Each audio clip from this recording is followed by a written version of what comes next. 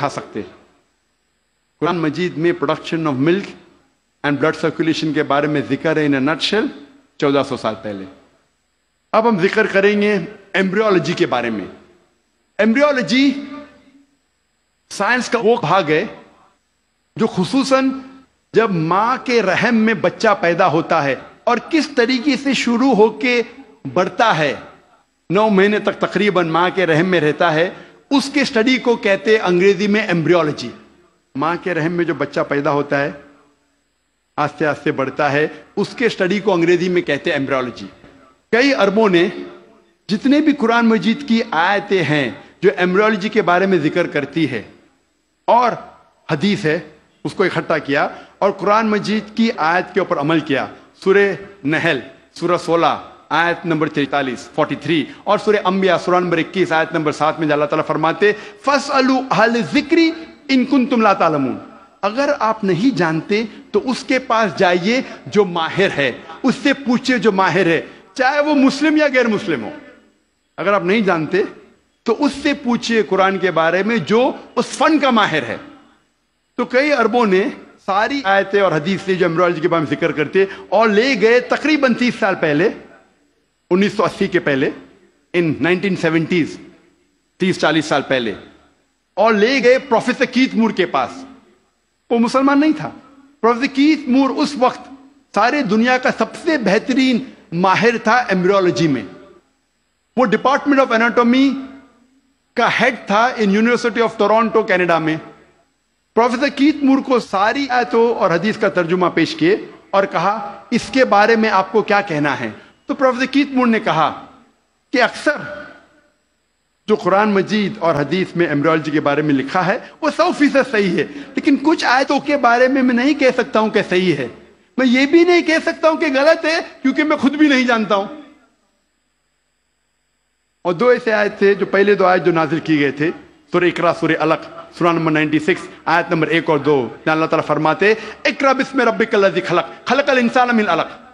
پڑھو اس کے نام سے جو خالق ہے جس نے انسانوں کو بنایا ہے علقہ سے، خون کے لوتھڑے سے، جونک سے، لیچ لائک سبسٹنس سے. پروفیسر کیتھ مور نے کہا میں نہیں جانتا ہوں کہ ایمبریو جب بچہ پہلے سٹیج میں ہوتا ہے، مرحلے میں ہوتا ہے، وہ جونک جیسا لگتا ہے.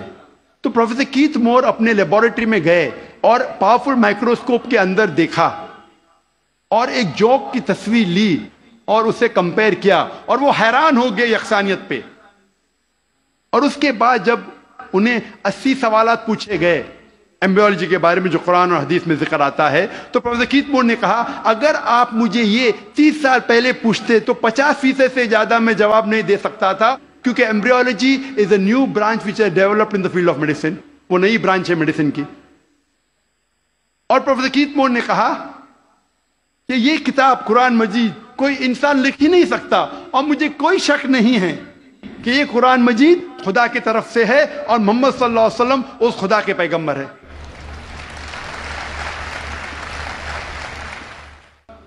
اللہ تعالیٰ فرماتے ہیں سورہ طارق میں سورہ نمبر 86 میں 86 آیت نمبر 5 6 7 میں کہ انسان نہیں سوچتا وہ کس سے بنا، وہ ایک سیال قطرہ سے بنا جو گرا اس جگہ سے ریڑھ کی ہڈی اور پسلی کے بیچ. اللہ تعالیٰ کیا کہنا چاہتے جب کہا کہ انسان بنا ایک سیال قطرے سے جو گرا ریڑھ کی ہڈی اور پسلی کے بیچ.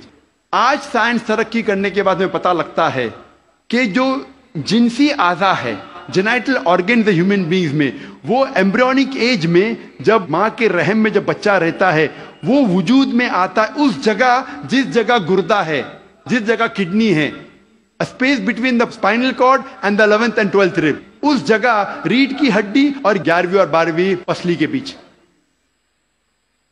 جنسی اعضا ٹیسٹیکلز اور اووری وہاں سے وجود میں آتے ہیں. اس کے بعد وہ ڈسینڈ، وہ نیچے اترتے ہیں. عورت میں پیلوس تک، آدمی میں through the inguinal canal into the scrotum. لیکن نیچے آنے کے بعد یہ جنسی اعضا جب انسان بڑا بھی ہو جاتا ہے، ماں کے پیٹ کے باہر نکلتا ہے، پھر بھی نیچے اترنے کے باوجود ان کے خون کا سپلائی اور نرو سپلائی اسی جگہ سے آتا ہے جہاں گردہ موجود ہے، اور لمفیٹک ڈرینیج اسی جگہ جاتا ہے جہاں گردہ موجود ہے، ریڑھ کی ہڈی اور 11ویں اور 12ویں پسلی کے بیچ۔ قرآن مجید میں اللہ تعالیٰ فرماتے سورہ حج میں سورہ نمبر 22 آیت نمبر 5 اور سورہ مومنون میں سورہ نمبر 23 آیت نمبر 13 میں کہ ہم نے انسان کو نطفہ سے بنایا ہے۔ نطفہ کے معنی عربی میں ہے ایک چھوٹا سا سیال قطرہ، مائنیوٹ کوانٹٹی آف لکوڈ۔ جس طریقے سے آپ کپ کو خالی کرتے ہیں اور جو چھوٹا سا قطرہ سیال کا رہتا ہے، سیال قطرہ اسے کہتے ہیں نطفہ۔ اللہ تعالیٰ فرماتے ہیں سورہ سجدہ میں سورہ نمبر 32 آیت نمبر 8 میں ہم نے انسان کو بنایا ہے سلالہ سے۔ سلالہ کے معنی عربی میں ہے پورے حصے کا سب سے بہترین حصہ، سارے بھاگ کے سب سے بہترین بھاگ کو کہتے ہیں سلالہ۔ آج سائنس یہ کہتا ہے کہ 1 سمائنل ایمیشن میں 30 کروڑ سپرمز ہے۔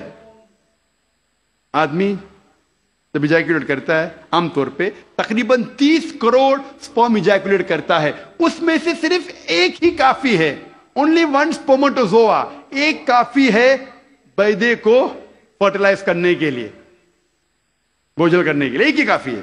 اس 30 کروڑ میں سے ایک کو قرآن کہتا ہے سلالہ، best part of the whole, سارے حصے کا سب سے بہترین حصہ۔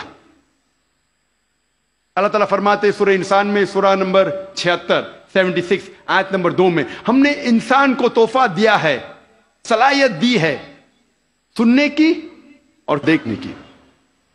قرآن میں لکھا ہے سب سے پہلے آتی ہے انسان میں صلاحیت سننے کی۔ آج سائنس یہ کہتی ہے کہ 22ویں دن میں ماں کے پیٹ میں بچے کا کان اندرونی حصہ شروع ہوتا ہے اور 5ویں مہینے تک کمپلیٹ ہوتا ہے، 7ویں مہینے میں آنکھ کھلتی ہے۔ تو قرآن میں لکھا سب سے پہلے آتی ہے سننے کی صلاحیت، اس کے بعد دیکھنے کی۔ قرآن میں اس کا ذکر ہے سورہ سجدہ میں سورہ نمبر 32 آیت نمبر 9 میں بھی ہم نے انسان کو دی ہے صلاحیت سننے کی، سوچنے کی اور سمجھنے کی۔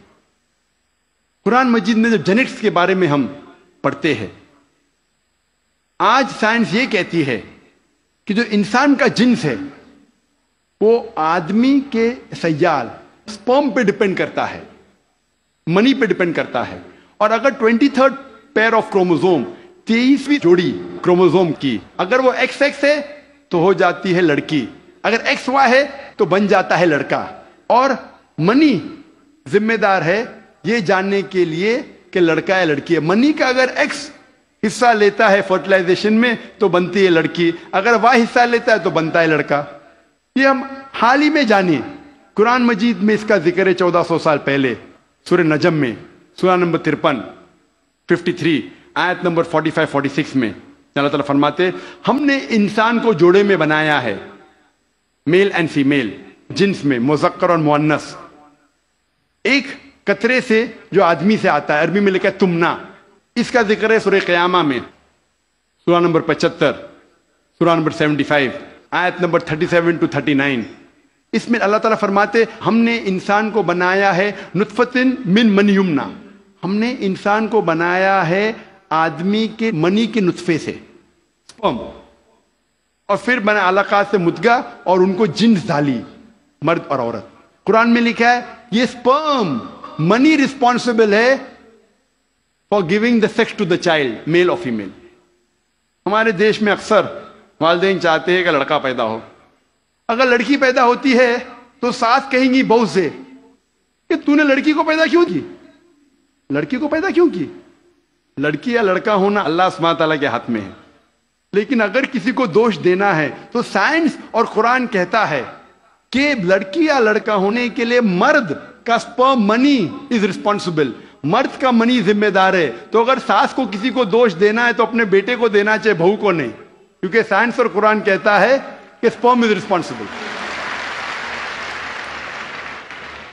اللہ تعالیٰ فرماتے ہیں سورہ زمر میں سورہ نمبر 39 میں آیت نمبر 6 میں کہ ہم نے انسان کو ماں کے رحم میں بنایا، مرحلے کے بعد دوسرے مرحلے میں stages after stages, in 3 veils of darkness, 3 اندھیرے پردوں میں۔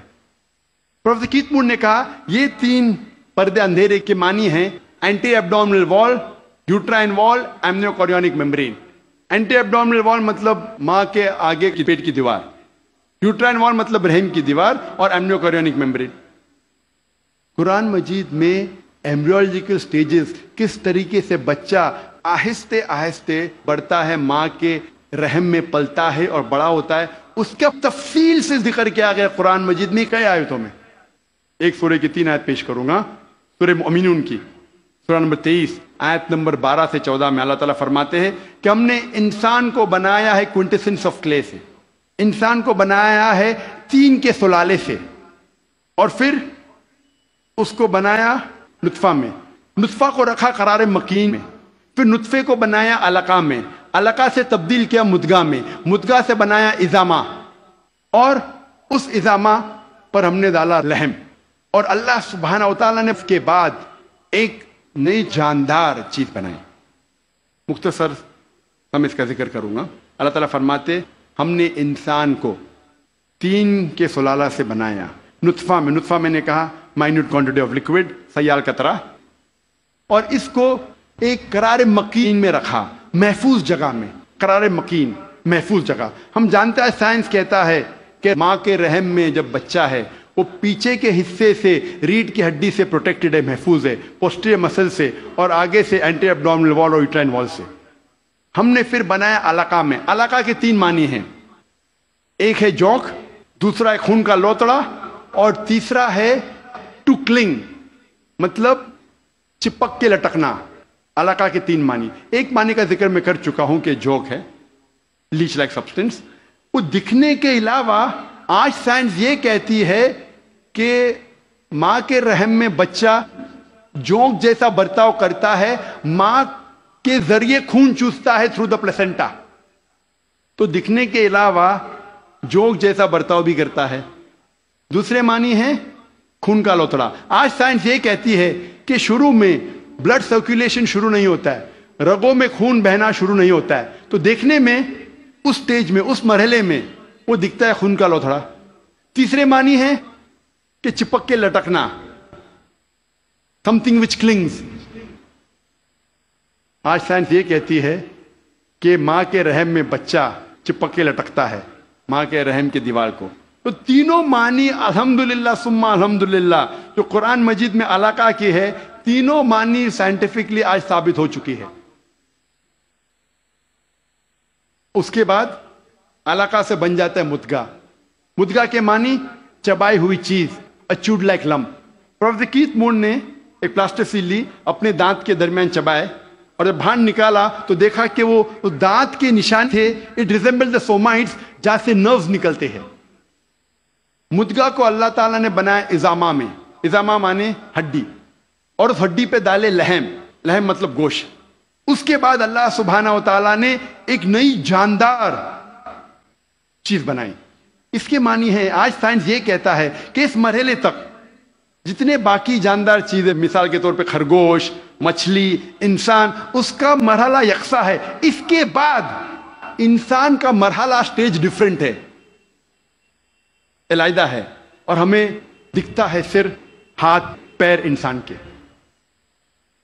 جب یہ ساری آیتوں کا ذکر پروفیسر کیتھ مور کے سامنے رکھا، پروفیسر کیتھ مور نے کہا، 80 سوالات جب انہیں پوچھے گئے تھے، انہوں نے کہا یہ سب تو مجھے سائنس نے اب بھی ترقی کیا معلوم پڑا، اور جو بھی نئی چیز انہیں ملی قرآن کے ذریعے، حدیث کے ذریعے، ان نے اپنی نئی کتاب میں داخل کیا، اور انہوں نے لکھا دا 3rd addition of the developing human. میں جب میڈیکل کالج میں تھا، ہمیں اگر اچھے مارکس ملنا چاہیے تو ہم ریفر کرتے تھے کتاب پروفیسر کیتھ مور کی، ڈیولپنگ ہیومن۔ اگر جسٹ پاس ہونے گئے تو ہم ریفر کرتے تھے اندربیر سنگھ، جسٹ پاس ہونے گئے۔ ایمبریولوجی میں اگر ہم اچھے مارکس چاہتے ہم ریفر کرتے تھے کتاب پروفیسر کیتھ مور کی، ڈیولپنگ ہیومن۔ جب میں میڈیکل کالج میں تھا اس وقت مجھے کتاب نہیں ملی۔ 3rd ایڈیشن، ان نے نئی چیز جو ملی قرآن اور حدیث کے ذریعے، انہیں اپنی کتاب میں داخل کی، جس کے لیے انہیں ایوارڈ ملا تھا best medical book written by single author in that year, سب سے بہترین طب کی کتاب جو کسی ایک لیکھک نے لکھی۔ اور یہ کتاب کا ترجمہ کئی زبانوں میں ہو چکا ہے۔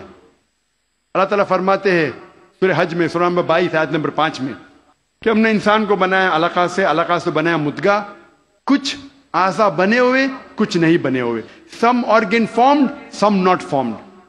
جب یہ آیت کا ترجمہ دکھایا گیا تھا پروفیسر مارشل جانسن کو، جو تھامس جیفرسن یونیورسٹی فیلاڈیلفیا USA کے جو ڈین تھے، انہوں نے کہا اگر اس مرحلے پہ ہم کہیں گے کہ یہ پورا انسان ہے، پورے اعضا بنے ہوئے ہیں، تو غلط ہے، کچھ اعضا نہیں بنے۔ اگر ہم کہیں گے یہ پورا انسان نہیں ہے تو یہ غلط ہے کہ کچھ اعضا بنے ہیں۔ تو قرآن مجید میں جو تفصیل سے ذکر آتا ہے کہ some organ formed some not formed, اس سے بہترین ڈسکرپشن کوئی میڈیکل کتاب میں آپ کو نہیں ملے گی۔ Partly formed and partly unformed, some cell differentiated some undifferentiated. وقت کی قلت ہونے کی وجہ سے صرف اور 2 سائنٹیفک حقائق کو پیش کروں گا میں۔ اللہ تعالیٰ فرماتے سورہ قیامہ میں، سورہ نمبر 75، سورہ نمبر 75، آیت نمبر 3 اور 4 میں، انکار کرنے والے جب کہیں گے اللہ سبحانہ و تعالیٰ آخرت کے دن میں ہماری ہڈیوں کو کیسے جوڑے گا؟ ہم جانتے ہیں مرنے کے بعد دفن ہو جاتے، ہڈیاں مٹی میں مل جاتی ہے، ڈسنٹیگریٹ ہوتی ہے، تو اللہ تعالیٰ آخرت میں ہماری ہڈیوں کو کیسا اکٹھا کرے گا، کیسے ہمیں پہچانے گا؟ اللہ تعالیٰ کہتا ہے کہ ان سے کہو کہ اللہ سبحانہ و تعالیٰ صرف ہڈیوں کو اکٹھا نہیں کر سکتا، لیکن آپ کی انگلیوں کے پور پور کو پھر سے بنا سکتا ہے۔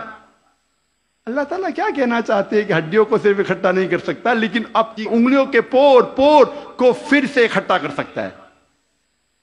سن 1880 میں سر فرانسس گولڈ نے ایجاد کیا فنگر پرنٹنگ میتھڈ، اور کہا کہ کروڑوں لوگوں کے درمیان 2 لوگ میں یکساں فنگر پرنٹس نہیں ہیں، اور آج ہم فنگر پرنٹنگ میتھڈ استعمال کرتے ہیں مجرم کو پکڑنے کے لیے۔ انٹرپول کرتی ہے، پولیس کرتی ہے، CID، FBI، CIA، جاننے کے لیے مجرم کون ہے۔ جو 1880 میں ہم نے جانا، 130 سال پہلے، 1400 سال پہلے قرآن میں لکھا ہے ہڈیوں کو تو چھوڑو، ہم آپ کے انگلیوں کے پور پور کو اکٹھا کر سکتے ہیں۔ میں تقریر کے آخری میں پروفیسر تغرا تقوی شعیع کی مثال پیش کرنا چاہتا ہوں۔ ہم طبیب پہلے یہ سمجھتے تھے کہ درد کا احساس کرنے کے لیے دماغ کافی ہے، brain is sufficient for realizing the pain. ابھی سائنس ترقی کرنے کے بعد ہمیں پتہ لگتا ہے کہ چمڑیوں میں پین ریسپٹرز ہے، درد کا احساس کرنے کے آلہ ہے، ریسپٹرز ہے، جو بہت ضروری ہے درد کا احساس کرنے کے لیے، جس کے بنا انسان درد کا احساس نہیں کر سکتا۔ اسی لیے جب کوئی انسان جل جاتا ہے، جب کوئی انسان زخمی ہو جاتا ہے جلنے کی وجہ سے، اور ڈاکٹر کے پاس جاتا ہے، ڈاکٹر ایک سوئی لیتا ہے اور اس جلے ہوئے حصے کو چبوتا ہے۔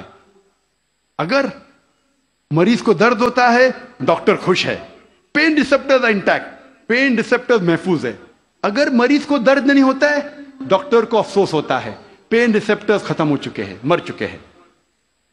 آج ہمیں پتا چلا کہ پین ریسپٹرز بھی ضروری ہے درد کا احساس کرنے کے لیے۔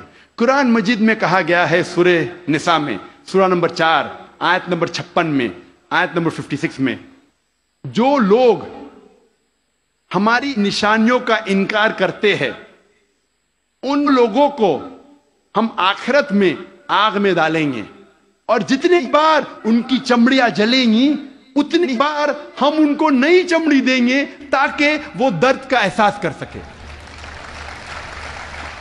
اللہ تعالیٰ کیا کہنا چاہتا ہے کہ جو لوگ ہماری نشانیوں کو جھٹلاتے ہیں، انکار کرتے ہیں، ہم ان کو آخرت میں آگ میں ڈالیں گے، اور جتنی بار ان کی چمڑیاں جلیں گی اتنی بار ہم ان کو نئی چمڑی دیں گے تاکہ وہ درد کا احساس کر سکے۔ اللہ تعالیٰ یہ کہنا چاہتا ہے کہ چمڑیوں میں پین ریسپٹرز ہے، اگر پین ریسپٹرز مر گئے تو درد کیسا ہوئے گا؟ تو درد کا احساس دلانے کے لیے نئی چمڑی دیں گے، جلیں گی نئی چمڑی دیں گے۔ پروفیسر تغرا تقوی شعیع وہ ڈین ہیں ایک میڈیکل کالج کے یونیورسٹی تھائی لینڈ میں، اور انہوں نے کئی سال بتائے پین ریسپٹرز پہ تحقیق کرنے میں۔ جب ان کو یہ ترجمہ دیا قرآن مجید کی آیت کا انہوں نے کہا یہ ممکن ہی نہیں ہے، یہ کتاب 1400 سال پہلے پین ریسپٹرز کے بارے میں ذکر کر رہی، ہم نے تو آج ہی نہیں جانا۔ وہ ماننے سے انکار کیے۔ پھر اس کے بعد جب تحقیق کی، دوسرے سائنٹسٹ سائنسداں سے چیک کیا کہ ترجمہ صحیح تھا، اتنے متاثر ہوئے کہ 8ویں کانفرنس ریاض میں سائنٹیفک سائنس آف قرآن میں، اس کانفرنس کے بیچ ہی پروفیسر تغا تغا شون نے شہادت دی اور کہا لا الہ الا اللہ محمد رسول اللہ، نہ کوئی معبود اللہ کے علاوہ، اور اس کے آخری پیغمبر محمد صلی اللہ علیہ وسلم میں۔ وآخر دعوانا الحمدللہ رب العالمین۔ جزاک اللہ ڈاکٹر ذاکر نائک صاحب۔ ہم ان سے معلوماتی تقریر سماعت کر رہے تھے۔ سائنس کی ترقیات کو دیکھ کر